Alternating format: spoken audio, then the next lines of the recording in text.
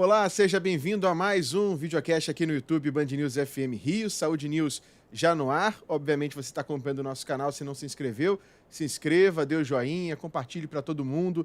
Tem diversos conteúdos para você aproveitar o Band News FM Rio.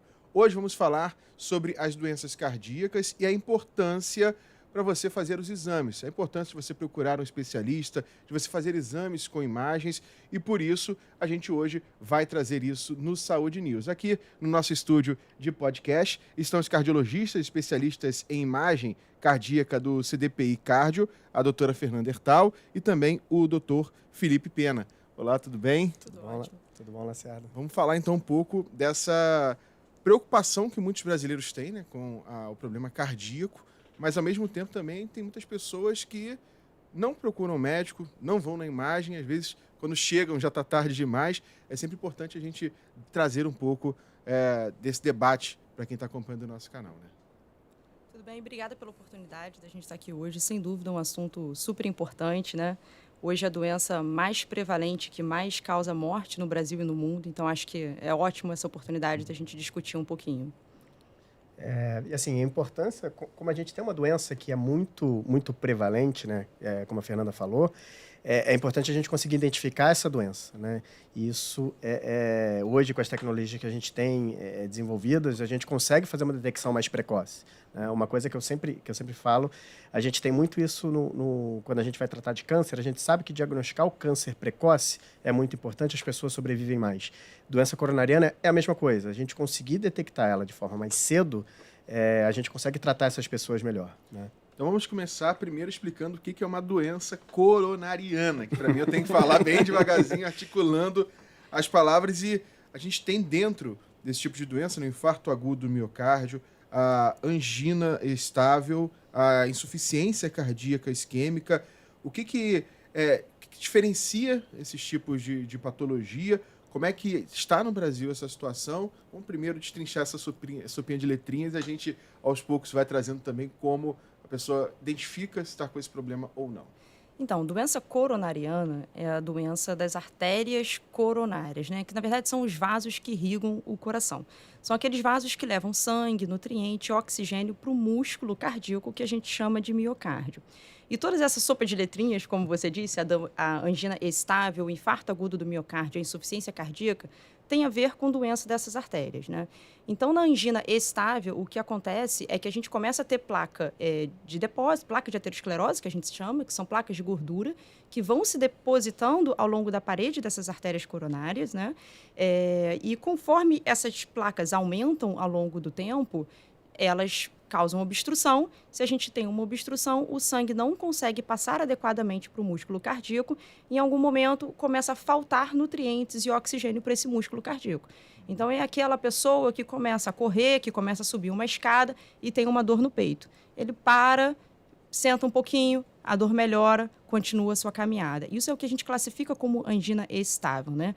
A gente tem uma obstrução na artéria do coração, que é uma obstrução naquele momento ali fixa, que o paciente consegue ficar bem enquanto está em repouso ou fazendo atividades que não demandem tanto daquele coração, mais leves. Mas a partir do momento que se esforça um pouco mais, começa a ter um cansaço desproporcional ou uma dor no peito. Já o infarto agudo é quando essa obstrução ela aumenta, em algum momento, subitamente, a gente tem uma obstrução, uma oclusão total daquele vaso. E aí, dependendo do quanto tempo que a gente demora para tratar essa lesão, para abrir, como a gente fala, né? A gente diz muito que, quando a gente está falando de infarto, tempo é igual a miocárdio. Quanto mais rápido a gente trata, mais a gente consegue salvar daquele músculo cardíaco, ou menos a gente perde, né?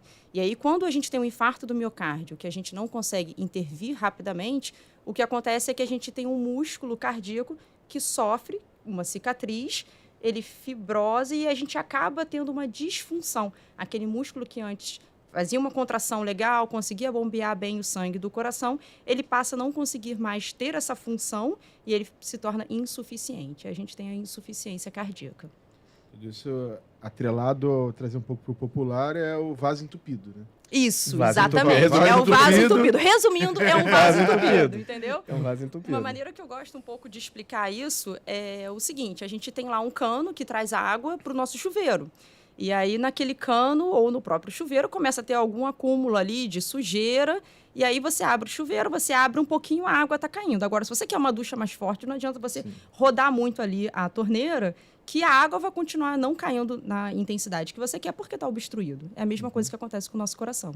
E quais são os fatores de risco para essas doenças? Então, os fatores de risco que a gente tem, a gente divide basicamente em 2 tipos principais, né? A gente tem os fatores que são modificáveis e não modificáveis. Os não modificáveis são aqueles que são inerentes à pessoa.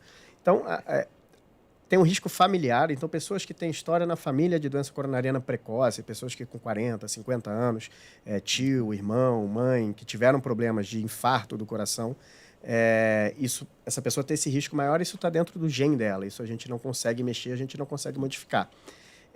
Idade também, a gente vai envelhecendo e a prevalência, né, a frequência da doença na população, ela vai aumentando com a idade, então isso é tudo que a gente não consegue intervir.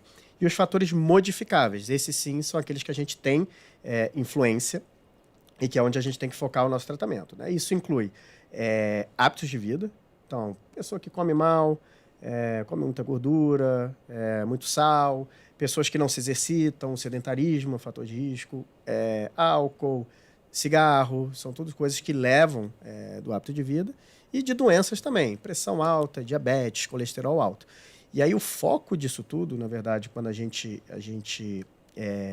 vai tratar essas pessoas, é tentar identificar essas pessoas que têm esses fatores de risco e a gente conseguir intervir de forma melhor nesse grupo de pessoas, né? Então, por isso que é importante, eu acho que a gente ter sempre uma avaliação do médico especialista para a gente poder ver, avaliar e, em alguns casos, fazer até alguns exames mais específicos para poder refinar essa classificação de risco dessas pessoas, né? E com base nisso, tem pessoas que são mais propensas a ter esse distúrbio. Sem dúvida, sim. Sem dúvida. Nós temos essa carga genética hereditária, que é uma coisa que a gente não consegue controlar. A gente ganhou do nosso pai, da nossa mãe.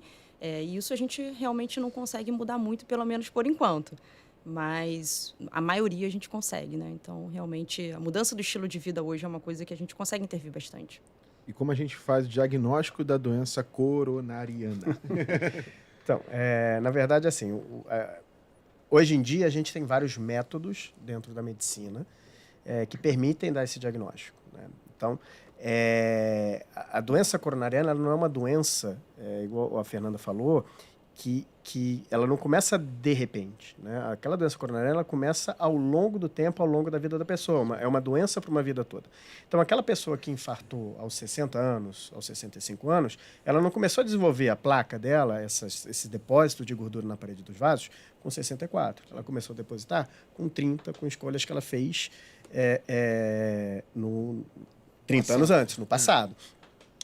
Então, para a gente dar o diagnóstico, a gente tem que primeiro ter centro especializado, né? A gente tem que procurar algum cardiologista, um clínico, para a gente fazer um check-up regular de saúde. Isso é fundamental. E aí, dentro dessa análise, em alguns cenários, o médico vai achar que precisa de algum exame adicional ou não. No caso do que a gente faz, a nossa especialidade que a gente faz lá na CDP, a gente faz muito exame de imagem cardíaca, que a gente consegue ver a quantidade de placa nas artérias do coração, né? E isso é uma coisa que é uma técnica relativamente nova, né? Até 2008 isso foi validado para uso clínico, que a gente conseguiu ver ela no começo, num estágio mais precoce, mais inicial. Porque os testes que a gente fazia antigamente, né, que a gente ainda faz hoje em dia, não são testes obsoletos, nada disso, mas eles veem um outro tipo de cenário, que é uma doença numa fase mais avançada. E a gente conseguindo pegar uma doença numa fase mais precoce, eu ganho anos de tratamento com medicação e intensificação de mudança de hábito de vida. A gente tem um exemplo, assim, eu sempre conto isso quando vão os médicos treinando, os residentes que treinam com a gente, eu sempre conto um cenário com ele, quando eles veem a imagem primeiro pela gente, eu falo, você tem um paciente, sempre tem um paciente na sua enfermaria lá, que você pergunta, quando é que o senhor parou de fumar, seu Lacerda? Eu falei, não, parei em 18 de agosto de 1997. Sabe direitinho. Mas como é que você sabe que parou? Foi o dia que eu infartei. E isso acontece agora com os exames. A pessoa vai lá, não, tô bem, tô ótimo, fazendo tudo direitinho. Vai lá, faz o exame, vê que tem uma placa, vê que tem um negócio e fala, opa, peraí, eu tenho que parar, porque agora aconteceu. Não me deu problema agora, mas vai ter problema daqui a 10, 20, 30 anos. E a gente consegue tratar isso e tem medicamento, tem intervenção pra gente fazer isso hoje em dia. Isso que é legal. E esse tratamento precoce, né, essa identificação do diagnóstico precoce é algo decisivo para a pessoa, né? Que a gente pega no passado, como você disse, em 1997, o número de casos que a gente lembrava de famílias, pessoas que tiveram problemas relativos a isso e que acabaram falecendo, um infarto fulminante, porque os sinais eram dados, mas você não conseguia diagnosticar, né? Sim, então, até pouco tempo atrás, a gente só conseguia fazer o diagnóstico, não pouco tempo, mas assim, até um tempo atrás, a gente só conseguia fazer o diagnóstico da doença coronariana quando ela já estava nessa fase obstrutiva, né? Então, que o paciente já tinha ou uma sintomatologia, como a gente conversou antes, de que ele estava sentindo que estava diferente, estava ficando com um cansaço que era desproporcional, uma dor no peito que chamou a atenção, e aí os métodos que nós tínhamos mais antigamente conseguiam identificar já essa doença obstrutiva, mas agora a gente consegue identificar numa fase subclínica, ou seja, o paciente é assintomático, ele não sente absolutamente nada, está garotão fazendo tudo, e aí a gente já consegue ver essa placa e intervir muito mais cedo, né? E se a gente pode intervir cedo na doença que mais mata, que é mais prevalente, por que não?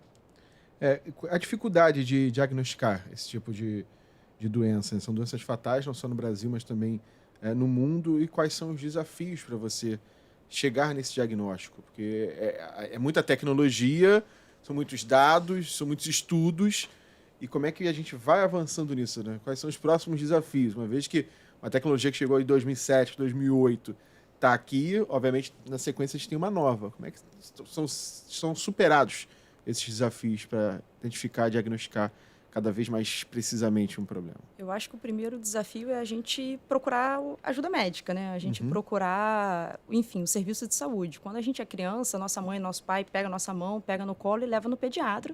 E a gente não tem muita opção. A gente vai ao pediatra e o pediatra nos avalia, conversa, colhe uma história, vê quais são os fatores de risco daquela criança, daquela família, prescreve as vacinas. E conforme a gente vai crescendo, vai entrando na adolescência, vai para a vida adulta, a gente...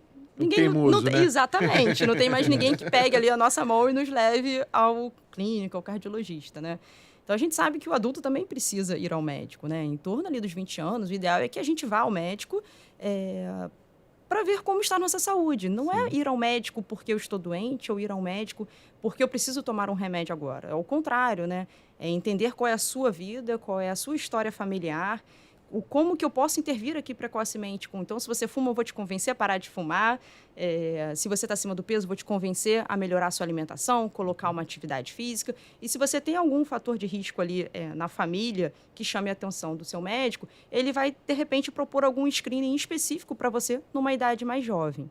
Mas quando a gente está chegando lá perto dos 40, a gente realmente precisa se preocupar mais com o nosso risco cardiovascular, né? O nosso risco aumenta. E aí a procura de um especialista, de um cardiologista, é muito importante para que ele possa conversar com você no primeiro ponto, né? Te examinar e te estratificar. Então, eu acho que isso é muito importante, entender qual é o risco individual de cada um para que a gente possa passar para o próximo passo, que é diagnosticar.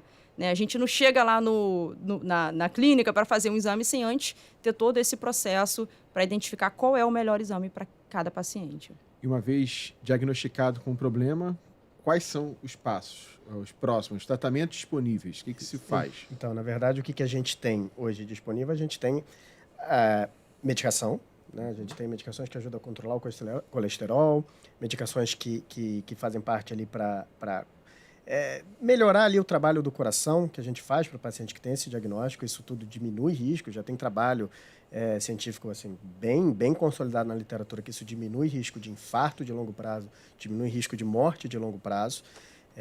Então, a gente tem essa questão.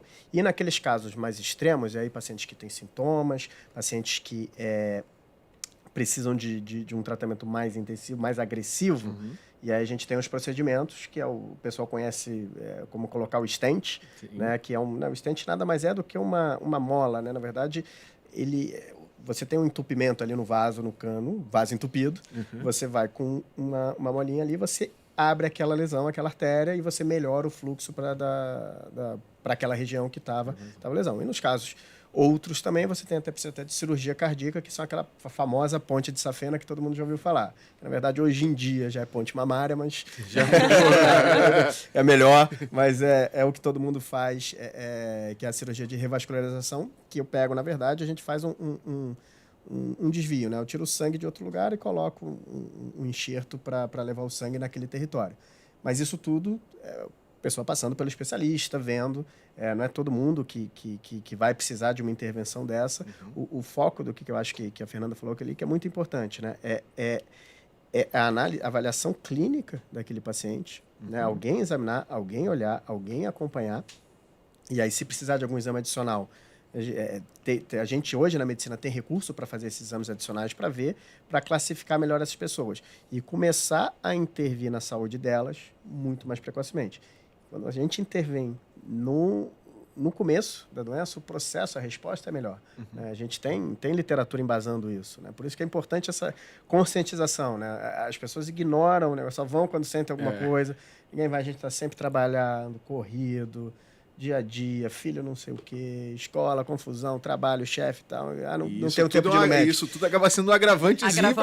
Isso vai agravando da vida corrida, exatamente. Cada vez menos exercício, pior alimentação, mais estresse. A gente entra num loop vicioso ali que se a gente não tenho parar... tempo para trabalhar, estou cansado, não vou caminhar hoje. Assim, não precisa muito, né? Não precisa muito. Você faz ali meia hora, 40 minutos de atividade física por dia, é só começar. Então, a mensagem importante é essa, assim, a gente... identificar precocemente para começar a tratar precocemente. Isso salva vidas, né? Na verdade, salva vidas. E quando a gente pensa numa doença cardíaca, né? num tratamento desse, obviamente aquela imagem passada, abrir o peito, mexer... Mas são procedimentos, às vezes, são até simples de se fazer, né? Apesar da complexidade, mas, por exemplo, um stent tem relatos de pessoas que saem 2 dias depois do hospital, assim, sim. né? Às vezes... É isso, né? Às vezes no mesmo dia, dependendo do procedimento cardíaco, cardiológico hoje que você vai fazer, você vai no hospital, interna, faz seu procedimento e vai embora. Mas muitas vezes a gente não vai precisar do stent, a gente não vai precisar da cirurgia de revascularização. Nós temos medidas hoje muito mais simples e que são muito eficazes quando a gente fala em termos populacionais, né? Então, quando uma pessoa vem fazer esse exame que a gente está conversando, então a angiotomografia de coronárias, quando ela vem fazer esse exame e esse exame dá alterado, não necessariamente ele vai precisar colocar um stent, ele vai precisar fazer uma cirurgia de revascularização do miocárdio. Na maior parte das vezes, só precisa de uma orientação um pouco melhor. É um incentivo. Olha só, tô te mostrando esse papel. Tá vendo esse pontinho branco? Então, é uma placa. Veja bem. Exatamente. Aquele momento que a gente fica assim Aquela no foto que você olha assim, então, isso aqui já é uma plaquinha de gordura no seu coração. Sim. Você tem 40, você tem 45 anos, você está muito jovem para a gente já ter esse nível de aterosclerose que a gente está vendo. O que a gente vai fazer para mudar? Vamos aqui tratar um plano terapêutico, né, para você? E aí, enfim... Você quantifica o problema, né? A pessoa vê o problema, aquilo que eu estava conversando. A gente, de vez em quando, fica e você acha, não existe, eu estou me sentindo bem, não sinto nada, esse médico está maluco. Aí você olha, tem uma foto aqui, tem cálcio, tem placa, tá cheio. Isso aqui não vai te dar problema agora, não. Mas daqui a 20 anos pode dar.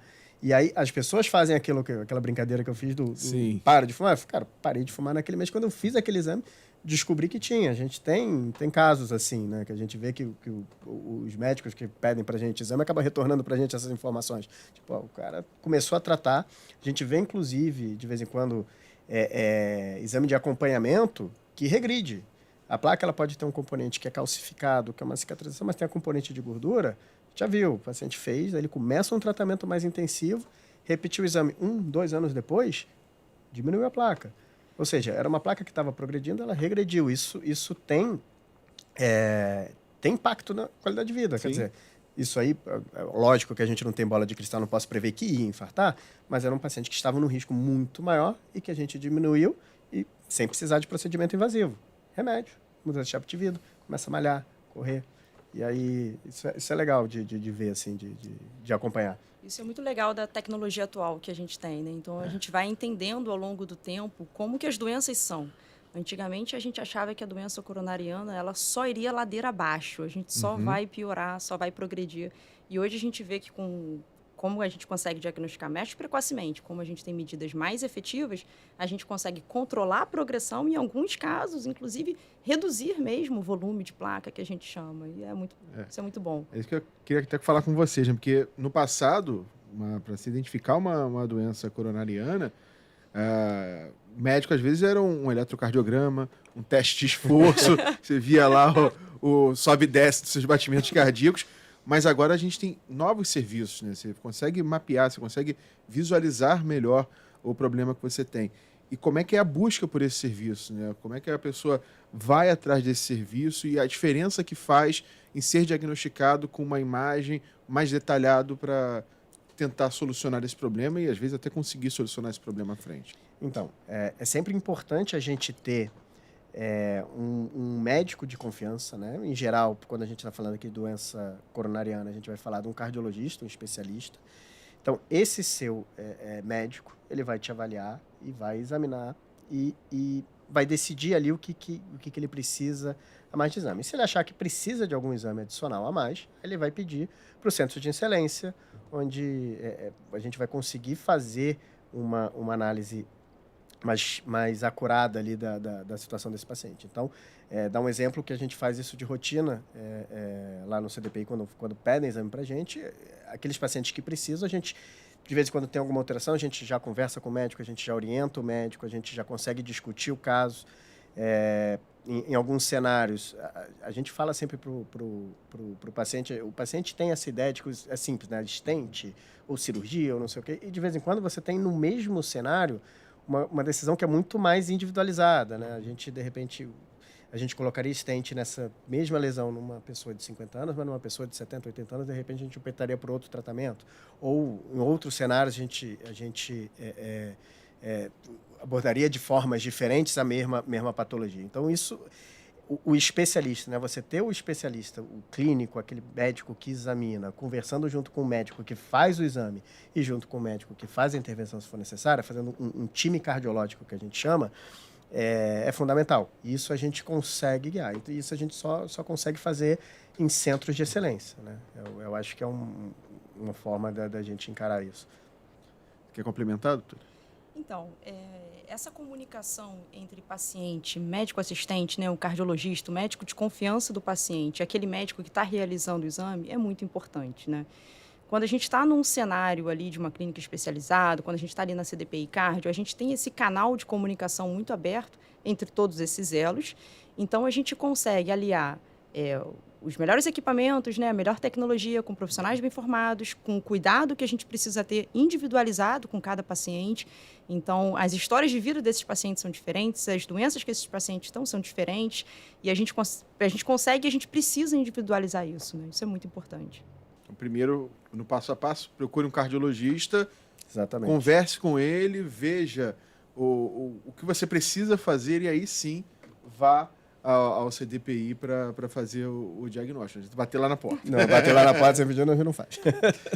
E agora, é possível reduzir o risco de desenvolver a doença coronariana e também quais são os cuidados ao longo prazo para quem recebe o diagnóstico da enfermidade, né? O que a pessoa precisa fazer depois que foi diagnosticado com algum problema? Bem, reduzir o risco é aquilo, né? Nós temos os fatores modificáveis, que é onde a gente tem que atuar. Então, desde cedo, e aí hoje até as sociedades de pediatria estão batendo bastante nessa tecla, né? Desde cedo a gente tem que ter um hábito mais saudável. A gente tem que fazer atividade física, colocar a criança para brincar lá fora, tirar o adolescente que só está preso no videogame e colocar ele para fazer um esporte em grupo, colocar para a rua. E nós, adultos, temos que ser esse exemplo, né? Então, é fazer atividade física, é se alimentar melhor, é aquela clássica frase de descasque menos e descasque mais e desembale menos, né? O oposto. Isso tudo vai ajudar a reduzir o nosso risco de desenvolver doença aterosclerótica coronariana no futuro. Os fatores genéticos não modificáveis, a gente ainda não consegue mudar, né? Nós ganhamos eles. Uma vez que a gente já tem os fatores de risco estabelecidos, então, eu já sou hipertenso, eu já sou diabético, eu já tenho colesterol aumentado, né? Eu já tenho dislipidemia. Sim. eu já estou fumando. A gente tem que trabalhar para controlar essas variáveis. Então, assim, eu tenho que tratar bem da minha pressão arterial, eu tenho que tratar bem do meu diabetes, eu tenho que estar em dia com o meu colesterol, tomando as medicações, com o nutricionista, fazendo uma alimentação adequada. Isso tudo vai reduzir o meu risco de desenvolver a placa. Agora, fiz o exame, detectei, eu tenho as placas. De novo, é isso tudo muito mais intensificado. E aí, hoje, a gente tem uma classe de medicamentos, né, que a gente chama de estatina, que comprovadamente, quando a gente inicia nessas fases mais precoces, diminui o risco de eventos no futuro, diminui o risco de infarto, de morte. Então, a gente tem como atuar.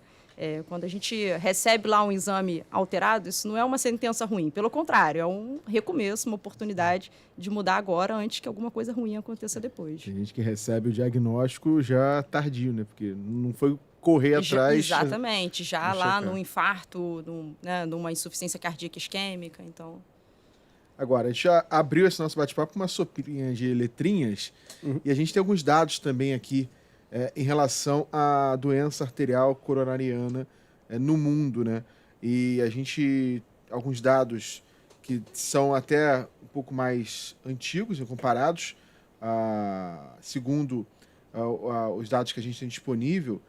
No Brasil, para se você ter uma ideia, os dados são de 2020, isso. Pegando números, por exemplo, de pessoas menores de 20 anos de idade, 1,75% de prevalência da doença. E aí, quando a gente vai para pessoas que têm na faixa etária ali passando dos 70 anos de idade, né, menores de 70 anos de idade, 10% da doença. E aí vocês trouxeram aí mais ou menos uma faixa ali próximo aos 40 anos, 50 anos, a gente já vai para 4,34%. Né? São números que a gente vê mapeando que a tendência, à medida que você vai envelhecendo, você vai tendo uma evolução natural, né? Vai aumentando. Essa estatística é exatamente isso que a gente vê. Quanto mais jovem, menos doença aterosclerótica a gente tem. Quanto mais a gente evolui, envelhece, a gente vai tendo a doença aterosclerótica, né? Importante nessa população mais jovem, porque como a doença é uma doença de depósito, né? Você vai acumulando coisa ao longo dos anos, né? Placas de gordura ao longo dos anos, é o motivo dela ser mais comum na população mais idosa.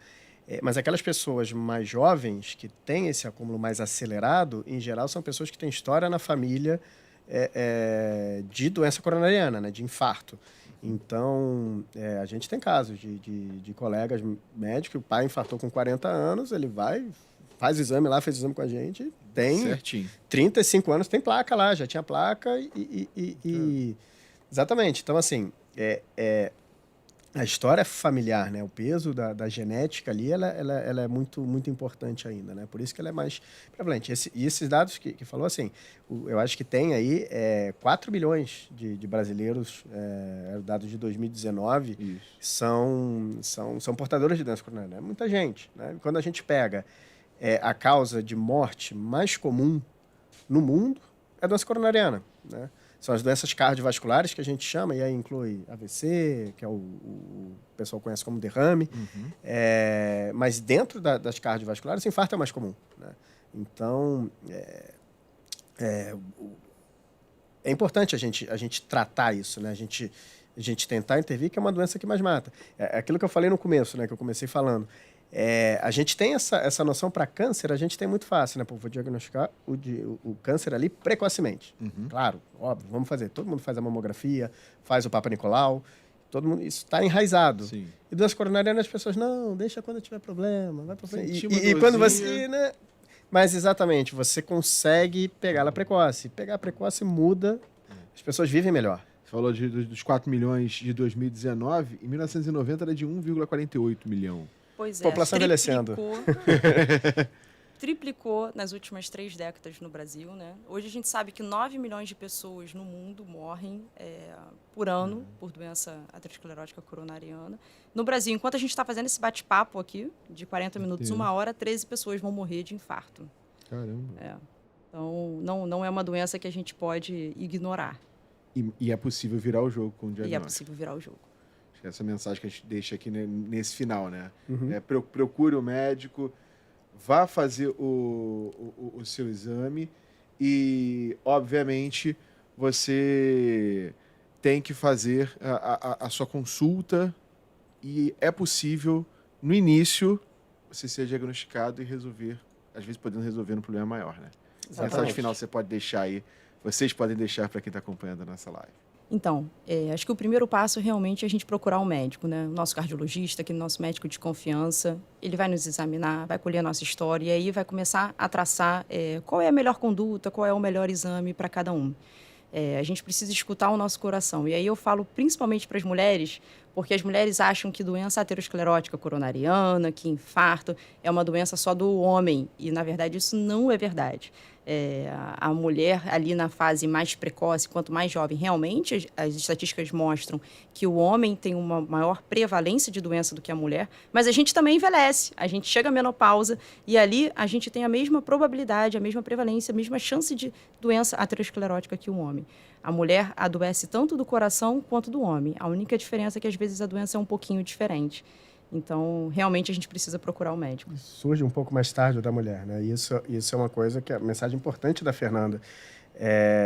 Que de vez em quando a mulher, mesmo jovem, não acredita que tem problema no coração. Isso é coisa de homem velho, não é de mim.